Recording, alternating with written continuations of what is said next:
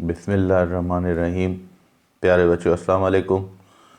आज हम first year का चैप्टर नंबर 3 का एक अहम टॉपिक, जिसमें सिर्फ आपकी कैलकुलेशन है, और इसमें हम देखेंगे कि इलेक्ट्रॉन जो है जब वो लोअर एनर्जी से हायर एनर्जी लेवल में मूव करता है तो उस वक्त उसकी एनर्जी कितनी बढ़ेगी और चेंज ऑफ एनर्जी कितनी होगी। तो उसके एक्चुअल और फिर उसके बाद चेंज ऑफ एनर्जी आप कैसे मालूम करते हैं। ये बोहर की एक इक्वेशन है। हम उसको कई मेथड से, कई लॉस के ज़रिए, कहीं हमें चार्जेस के लॉस यानी कूलम्स लॉ हो गया, उसको अप्लाई करते हैं। ग्रेविटेशनल फोर्सेस के लॉज हैं, जैसे न्यूटन्स लॉ ऑफ ग्रेविटेशन है, इसको भी अप्लाई किया जा सकता है। तो हम इसको कोशिश करेंगे बहुत सिंपल वे से, जैसे आपकी बुक में उन्होंने इन शॉर्ट सिंपल वे में किया है, ताकि आपको वो क्लियर हो जाए कि वो हम किस तरह कर सकते हैं। तो हम इसी से स्टार्ट करते हैं। Calculation of energy of electron, यानी इलेक्ट्रॉन जो है उसकी एनर्जी किस तरह से कैलकुलेट की जा सकती है। याद रखें, बोहर की थ्योरी के मुताबिक, यानी according to Bohr's theory, Bohr की थ्योरी के मुताबिक total energy of electron, total energy जो है किसकी, इलेक्ट्रॉन की, वो कितनी होती है। ये आमतौर पर कहा जा सकता है कि ई टोटल जो है ये बराबर होती है किसके, kinetic energy plus potential energy की। यानी दो किस्म की एनर्जी इसके अंदर होती है, एक काइनेटिक एनर्जी है इसकी और दूसरा पोटेंशियल एनर्जी। हम जानते हैं कि काइनेटिक एनर्जी जो है ये हाफ mv² के बराबर होती है, और इलेक्ट्रॉन की पोटेंशियल एनर्जी, ये मतलब हर पोटेंशियल एनर्जी का फार्मूला जैसे आप अप्लाई करते हैं mgh, वो ग्रेविटेशनल फोर्स पर डिपेंड करता है। इलेक्ट्रॉन की जो पोटेंशियल एनर्जी है उसकी अट्रैक्टिव फोर्सेस जो न्यूक्लियस उस पर अप्लाई करता है उस पर डिपेंड करती हैं। तो हम ये लेंगे Zd²/r, ठीक है। तो Zd²/r जो है ये समझ लें इसकी क्या है, पोटेंशियल एनर्जी है। ये कूलम्स लॉ जैसे हम अप्लाई करते हैं उसी लॉ के मुताबिक हम इसको यहाँ पर लेते हैं। तो हम आगे अब इसमें जो बोहर की इक्वेशन है, पहले आप कुछ इक्वेशंस कर चुके हैं 4 तक, इसको हम इक्वेशन नंबर 5 कर देते हैं। रेडियस की इक्वेशन, उसके बाद ऑर्बिट की इक्वेशन, अब ये एनर्जी की इक्वेशन है। तो सॉरी, इसमें हम अब ये वैल्यू पुट करेंगे किसकी, काइनेटिक एनर्जी की और पोटेंशियल की। तो E यानी टोटल, अब आगे मैं E टोटल नहीं लिखूंगा, काइनेटिक एनर्जी आपको पता है हाफ mv², उसके बाद प्लस पोटेंशियल एनर्जी। याद रखें इलेक्ट्रॉन जो है ना, ये हमेशा न्यूक्लियस से दूर जाने की कोशिश करता है, रिपल्सिव फोर्सेस बनाता है। तो इसलिए इसकी पोटेंशियल एनर्जी जो यूज़ होती है वो न्यूक्लियस के डायरेक्शन, न्यूक्लियस के अट्रैक्शन के अगेंस्ट होती है। इस वजह से इस पर चार्ज कौन सी आती है, नेगेटिव, माइनस। तो ये -Ze²/r ये हो गई। अब अगर इसको आप फर्दर सिंप्लीफाई करना चाहें तो E = हाफ mv² कर देंगे, प्लस इंटू माइनस Zd²/r। ये आपने कर दिया, रखें Zd²/r। तो ये हो जाएगा हाफ mv² की जगह आपने क्या पुट किया, Zd²/r, माइनस का आपने सिंबल दिया, फिर आपने लिखा Zd²/r। अब ये वैल्यू पुट कर दिया आपने इसमें, ठीक है। अब आते हैं नेक्स्ट, इसी में ये हो जाएगा 1 into Z E square is equal to Z square upon 2r, symbol minus का है, फिर आपने लिखा जेड ई स्क्वायर अपॉन r के बराबर। अब इन दोनों का आप क्या करेंगे, एलसीएम निकालेंगे, इस वैल्यू को इसके ये माइनस करेंगे तो आप देखें यहाँ 2r है और यहाँ पर r है, तो आपने एलसीएम निकाला 2r, एलसीएम कितना है आपके पास 2r। अब 2r को डिवाइड करेगा 1 टाइम, तो इससे मल्टीप्लाई करेंगे, ये हो जाएगा जेड स्क्वायर, सिंबल दरमियान में माइनस का है, फिर 1r 2r को डिवाइड करेगा 2 टाइम्स, तो 2 से मल्टीप्लाई करोगे, ये आपका आंसर हो जाएगा 2ze स्क्वायर। अब हम इसको अगर फाइनलाइज करें तो पता चलेगा एक प्लस का जेड और एक माइनस का, ये कैंसिल, बाकी जेड ई स्क्वायर जो बचेगा वो माइनस का बचेगा और अपॉन में क्या बचेगा 2r। इसको आप इक्वेशन नंबर 7 कर दें, क्या कर देंगे इसको, इक्वेशन नंबर 7 आपने इसको कर दिया। अब आप क्या करेंगे, हम जैसा कि जानते हैं इक्वेशन जो है बोहर की रेडियस के लिए, किसके लिए, रेडियस के लिए इक्वेशन जो है r is equal to n square H square upon 4 pi square M Z E square, ये बोहर की रेडियस की इक्वेशन है। कैलकुलेशन ऑफ रेडियस जो आपने पढ़ा हुआ है उसमें ये इक्वेशन मौजूद है। तो ये कह रहा है कि पुट द वैल्यू, अब आपने वैल्यू पुट करनी है किसकी, of r in equation number 7। Equation number 7 जो है इसमें आप क्या करें, r की वैल्यू पुट करें, ठीक है, और फिर देखते हैं कि ये क्या बनाता है। जैसा कि हमारे पास इक्वेशन नंबर 7 जो थी एज इक्वेशन नंबर 7, इसमें अगर हम देखें तो ये e बराबर था माइनस जेड ई स्क्वायर अपॉन 2r, ये इक्वेशन थी। तो अब इस r की वैल्यू कितनी होनी चाहिए, माइनस जेड ई स्क्वायर अपॉन 2 रखा आपने, ये सारा r के बराबर है, तो यहाँ पर आप रखेंगे N square H square upon 4 pi square M Z ई स्क्वायर, ये आपने वैल्यू रख दी r की। अब देखते हैं कि ये सिंप्लीफाई होने के बाद क्या बचता है इसमें। ये देखें 2 4 को कैंसिल करेगा 2 टाइम्स, तो बन जाएगा माइनस जेड ई स्क्वायर अपॉन एन स्क्वायर और एच स्क्वायर, फिर अपॉन में अगर आप आएंगे तो ये बचेगा 2 pi square M Z E square. अब ये अपॉन वाली वैल्यू ऊपर लेकर आए तो ये वैल्यू यहाँ रखेंगे, पावर किस में होगा, माइनस में, इन सारों का, फिर अगेन ऊपर लेकर जाएंगे, अपॉन फिर ख़त्म करेंगे, ये सेम किस में आ जाएंगे, प्लस में। तो वैल्यू आपकी बन जाएगी ये वाली, ये हो जाएगी माइनस 2 पाई स्क्वायर ये वाली, फिर m, ठीक है, Z E square, already Z E square आपके पास था, ये आपने रखा, अपॉन में बाकी क्या बचा, एन स्क्वायर और एच स्क्वायर।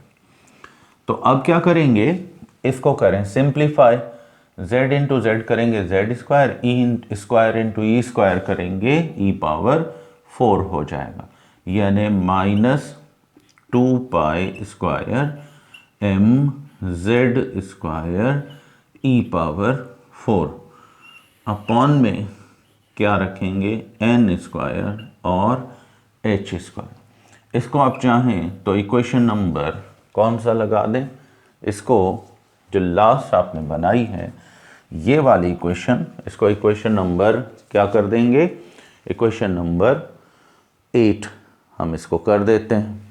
ठीक है, अब हमें एनर्जी की वैल्यू मिल गई। एनर्जी की वैल्यू या एनर्जी की इक्वेशन जो हमें मिली, E बराबर हो गया किसके, -2π² mz² अपॉन में कितना है, n² और h²। ये समझें किसकी वैल्यू है, ये E की वैल्यू। अब हम अगर यहाँ पर इक्वेशन अप्लाई करें किसकी, प्लांक्स की। प्लांक कहता है कि इलेक्ट्रॉन, आपने पढ़ा है ना कि इलेक्ट्रॉन्स जो हैं वो एनर्जी गेन भी करते हैं और लूज भी करते हैं, और ये एनर्जी जो एक इलेक्ट्रॉन लूज या गेन करता है फोटॉन्स के ज़रिए होती है। तो इसकी इक्वेशन इस तरह से है, डेल्टा E = h न्यू। अब h तो आपको पता है क्या है, ये प्लांक्स कांस्टेंट है। ठीक है, प्लांक्स कांस्टेंट है, और न्यू, ये म्यू नहीं है, न्यू है। न्यू जो है ये जाहिर करता है किसको, फ्रीक्वेंसी ऑफ फोटॉन को। किसकी फ्रीक्वेंसी को जाहिर करता है, फोटॉन की फ्रीक्वेंसी को जाहिर करता है। तो इस हिसाब से डेल्टा E आपको पता है कि ये बराबर होता है किसके, E2 - E1 के। किसके बराबर है, E2 - E1 के। तो हम इक्वेशन में यूं भी लिख सकते हैं, h न्यू = E2 - E1। तो अब हमें वैल्यूज़ किसकी चाहिए, एक E1 की चाहिए और दूसरा E2। डिफरेंस जब भी निकालते हैं फाइनल में से इनिशियल वैल्यू माइनस करते हैं। तो हमें यहाँ पर क्या करना पड़ेगा, यही इक्वेशन E वाली थोड़ा सा हमें चेंज करनी पड़ेगी। E1 के लिए बाकी तो सब कॉन्स्टेंट्स हैं, सिर्फ n की वैल्यू जो है वो आपको, जो जिस शेल में इलेक्ट्रॉन रिवॉल्व कर रहा है उसको हम ऑर्बिट को क्या कहेंगे, n1। अब ये उसके बाद जिसमें जाएगा जंप करके हायर में, जिसमें भी जाएगा वो क्या कहलाएगा, n2। तो यहाँ अगर इनिशियल एनर्जी इलेक्ट्रॉन की है तो इसको n1 कर दें।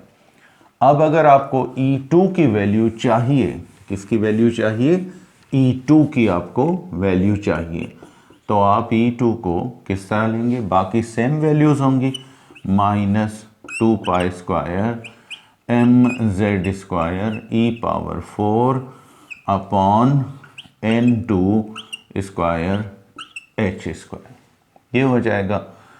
अब ये जो इक्वेशन है आपके पास h न्यू वाली, इसमें आप ये वैल्यूज पुट करेंगे तो इक्वेशन आपकी बनेगी h न्यू = E2 के लिए आप क्या रखेंगे, -2π² mz²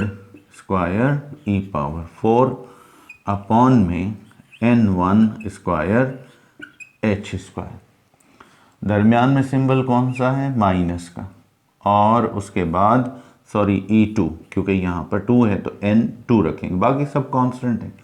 और फिर ये हो गई इसकी वैल्यू, फिर E1 की वैल्यू होगी 2π² mz² अपॉन n1² h²। ठीक है, अब आपने इसको भी क्या कर देना है, माइनस कर देना है। क्या कर देना है, इसको माइनस कर देना है।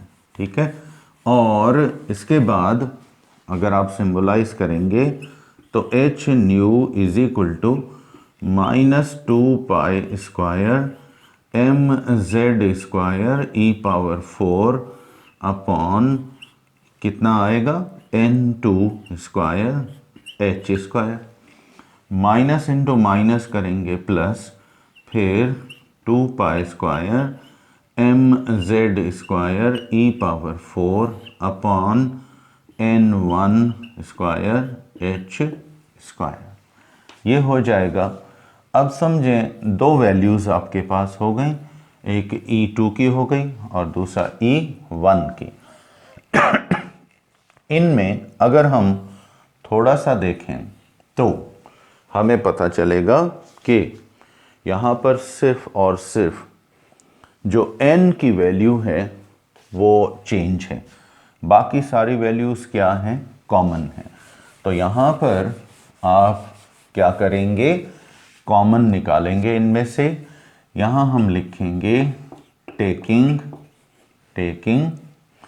2 pi square mz square e power 4 upon h square as common. ये आप क्या निकालेंगे, कॉमन निकालेंगे। ठीक है। अब अगर आपने ये कॉमन निकाल लिया तो इसमें ये सारा डिवाइड करेगा, सब डिवाइड हो जाएंगे, ख़त्म हो जाएंगे। क्या बचेगा n2, ये सब कॉमन से डिवाइड हो जाएंगे। यहाँ क्या बचेगा n1। तो h nu is equal to common पहले आप रखेंगे 2 pi square mz square e power 4 upon में क्या रखेंगे h स्क्वायर। तो ये सारों को डिवाइड करने के बाद यहाँ बचेगा n2 स्क्वायर, फिर बीच में सिंबल माइनस इंटू माइनस करेंगे तो क्या हो जाएगा, यहाँ पर थोड़ा सा अगर आप गौर करेंगे तो एक स्टेप हमने छोटा सा यहाँ थोड़ा सा भूल गए, उसको आप दोबारा करेंगे तो ये बिल्कुल सिंपल हो जाएगा। किस तरह, ये देखें, माइनस इंटू माइनस करेंगे ये हो जाएगा प्लस। तो इक्वेशन आपकी, ये स्टेप कर लें फिर आसान हो जाए। इक्वेशन आपकी ये हो गया -2 पाई स्क्वायर, ब्रैकेट्स को ख़त्म करना है, mz स्क्वायर कॉमन फिर लेते हैं e पावर 4 और ये n2 square h square, minus into minus करेंगे प्लस हो जाएगा। ये बचेगा 2 pi square mz square e power 4 upon n1 square h square. अब आपने इनमें से कॉमन तो आपने लेना है, लेकिन बाय रीअरेंजमेंट, यानी पॉजिटिव वैल्यू पहले रखें और नेगेटिव बाद में, बड़ी वैल्यू पहले छोटी बाद में। तो यहाँ लिखेंगे बाय रीअरेंजमेंट। अब रीअरेंजमेंट किया इक्वेशन को तो आपकी इक्वेशन नई जो यहाँ बन रही है वो बन रही है h nu is equal to 2 pi square mz square e power 4 upon में आप रखेंगे n1 स्क्वायर h स्क्वायर। अब ये वैल्यू माइनस की है, माइनस इंटू प्लस माइनस हो जाएगा 2 pi square mz square e power 4 upon में n2 स्क्वायर h स्क्वायर। अब रीअरेंजमेंट हो गई। दोनों में आप देख सकते हैं कि कॉमन चीज़ें कौन कौन सी हैं। देखें, सवाए n वैल्यू के बाकी सारे क्या हैं, कॉमन हैं। तो हम इन सब को क्या कर लेते हैं, कॉमन करके ले लेते हैं और फिर इसको सिंप्लीफाई करते हैं। आपको पता है अगर दो इक्वेशंस को सिंप्लीफाई करना है तो फिर हम कॉमन लेते हैं। तो यहाँ पर आप लिखेंगे टेकिंग, ठीक है, 2 pi square mz square e power 4 upon h square as common. ये आप क्या करके लेंगे, कॉमन करके। तो ये बचेगा h nu is equal to सारा डिवाइड 1 अपॉन n1 स्क्वायर, ये हो जाएगा सिंबल दरमियान में माइनस, ये सब डिवाइड हो जाएंगे इससे। अगर आप पूरी इक्वेशन लिखना चाहें तो यूँ भी लिख सकते हैं कि H nu is equal to, पहले हम कॉमन लिखते हैं 2 pi square M Z square E power 4 upon H square. ये सारों को डिवाइड कर देगा, यहाँ बचेगा n1 स्क्वायर, बाकी माइनस का सिंबल, ये सब ख़त्म हो जाएंगे। यहाँ क्या बचेगा 1 अपॉन n2 स्क्वायर। अब इसको आप इक्वेशन का जो भी नंबर लगाना चाहें 9, 8 जो भी, जैसे आप चलते आ रहे हैं सीक्वेंस में, तो इसको नंबर लगा दें। ठीक है, अब हमने मालूम क्या करना है, न्यू, यानी इलेक्ट्रॉन जो एनर्जी लेता है वो फोटोन की शक्ल में होती है। किसकी शक्ल में होती है? फोटोन की शक्ल में होती है। तो फोटोन की एनर्जी उसकी फ्रीक्वेंसी के साथ, न्यू फ्रीक्वेंसी को डिनोट करता है, सीधा ताल्लुक़ रखती है। तो एच को इस तरफ ले आए तो ये हो जाएगा nu is equal to 2 pi square M Z square E power 4 upon H cube, और ये हो जाएगा 1 upon n1 square minus 1 upon n2 square. इसको अगर आप चाहें तो इक्वेशन नंबर 10 कर दें। ठीक है, ये हो गया। अब हमने यहाँ पर इलेक्ट्रॉन की एनर्जी फ्रीक्वेंसी की टर्म्स में कैलकुलेट करनी है, तो हमें ये सारी वैल्यूज़ जो हैं ये इसके इक्विवेलेंट लेनी पड़ेंगी।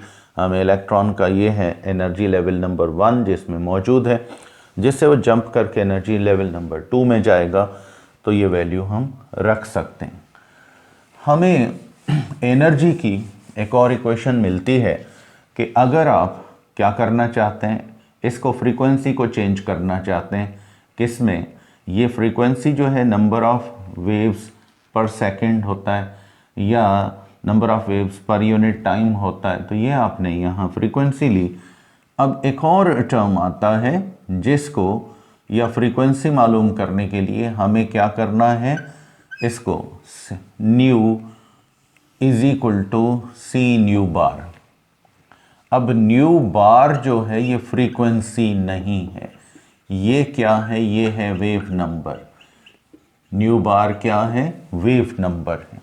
ठीक है, अब वेव नंबर क्या है, वेव नंबर यानी न्यू बार, ये असल में हम इनवर्स लेते हैं वेवलेंथ का। ठीक है, wave number is number of waves, ठीक है, पर यूनिट लेंथ, यानी वेव नंबर असल में इसको डिफाइन करें तो ये क्या है, वेव नंबर है number of waves per unit length. अब नंबर ऑफ वेव्स क्या मतलब, यूनिट लेंथ क्या है, लेंथ का यूनिट फर्ज करो 1 सेंटीमीटर है। अब इसके अंदर जितनी वेव्स बनेंगी वो वेव नंबर कहलाएगा। देखें, ये एक वेव हो गई, फिर ये दूसरी वेव हो गई, ये दूसरी हाफ हो गई, तो ये 2.5 वेव्स बन रही हैं पर सेंटीमीटर। अब ये इसका क्या कहलाएगा, वेव नंबर कहलाएगा। क्या कहलाएगा, वेव नंबर। तो वेव नंबर जो है ये याद रखिएगा कि वेव नंबर जो है ये इन्वर्स होता है किसके, ये वेव नंबर इज इनवर्स, ये ऑपोजिट होता है of wave length, wave length के ऑपोजिट होता है। यानी अगर वेव लेंथ, लहरों का साइज बड़ा होगा तो लहरों की तादाद क्या होगी, कम होगी 1 सेंटीमीटर में।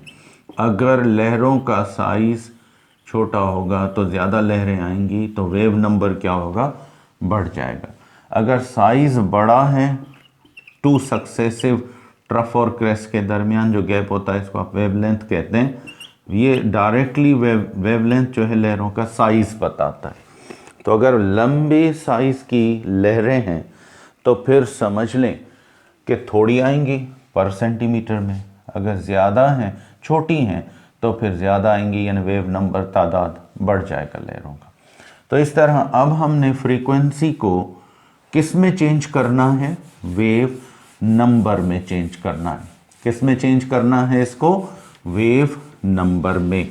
तो अब आप वेव नंबर में कैसे चेंज करेंगे, अभी आपने न्यू पढ़ा, न्यू किसके बराबर है, ये है 2 पाई स्क्वायर, इक्वेशन आपके पास लिखी हुई है, mz square E power 4 upon कितना था, h क्यूब जो कॉमन आपने निकाला था, is equal to 1 upon n1 square minus 1 upon n2 square.